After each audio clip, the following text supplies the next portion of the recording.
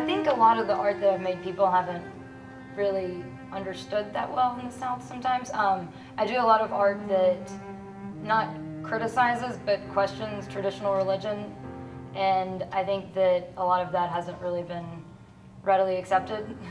I had, it was titled Values, and I was questioning the traditional Southern values, and I had a Bible in one of them that had my name written across it, and it was like chained to a teddy bear, or no, it was chained to a like a kid's toy, like a baby doll or something. And I think that a lot of people thought that in the way that it was vacuum sealed, it looked like the brain had been kind of like squished of this baby doll. And I think that a lot of the immediate reaction to that was like, oh, she thinks that Christianity means that it's sucking the brain out of a person, but that's not in any way what I was saying.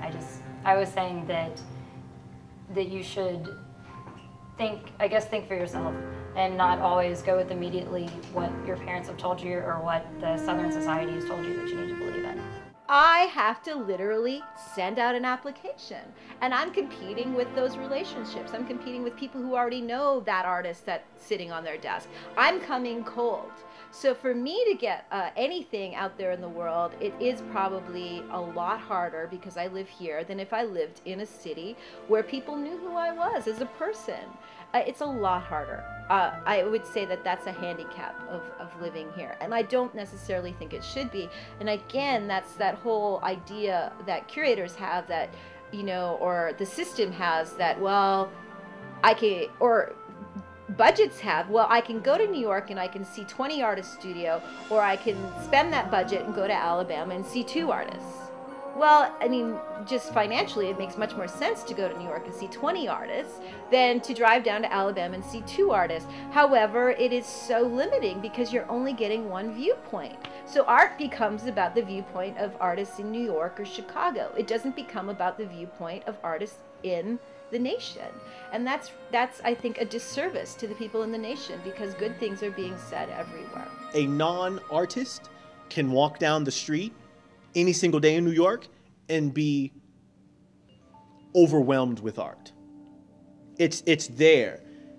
Here, it's the complete, you have to seek it out. That's probably the biggest difference, is that the accessibility of it is there, and here you have to do a lot more to seek it out, and that's the problem. Right. I think we need to do more to you know, have people have to do less work to find it.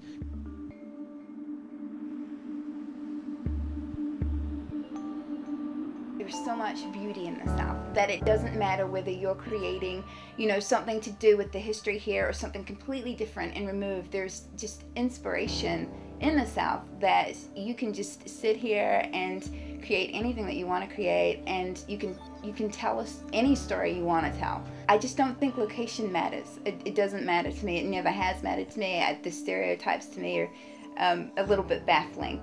As I see the South change so much and so fast, I think I mentioned earlier, you know, where the family farm used to be, there's now a Walmart or another Lowe's. We're losing a sense of community. Families now, everybody has to have a college education now, which, you know, there's no more following in the family tradition. Everybody gets a college education and moves to the city to make more money. So we're losing a lot, and I feel driven to try to preserve a way of life that I see slipping away, right down to recipes.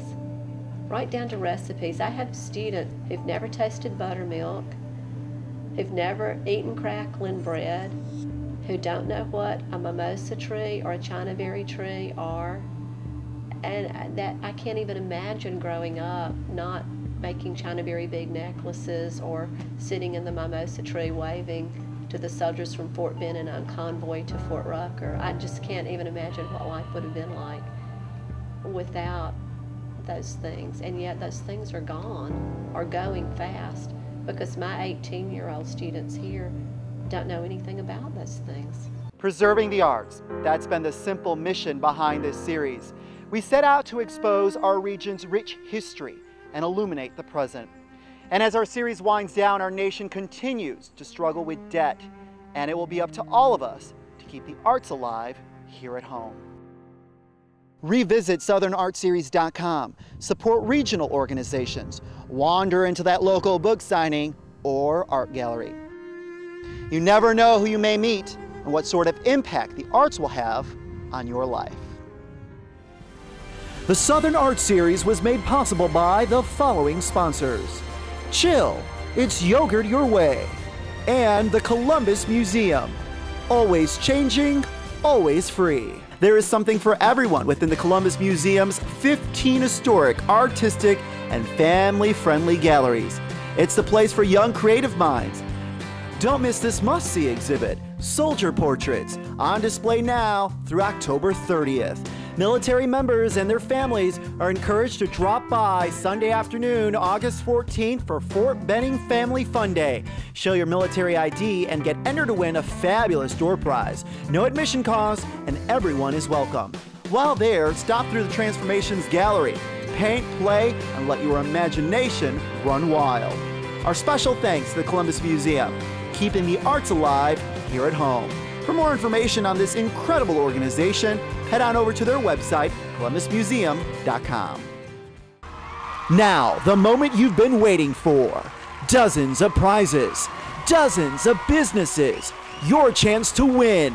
It's the Southern Art Series Farewell Giveaway Spectacular, and it begins now.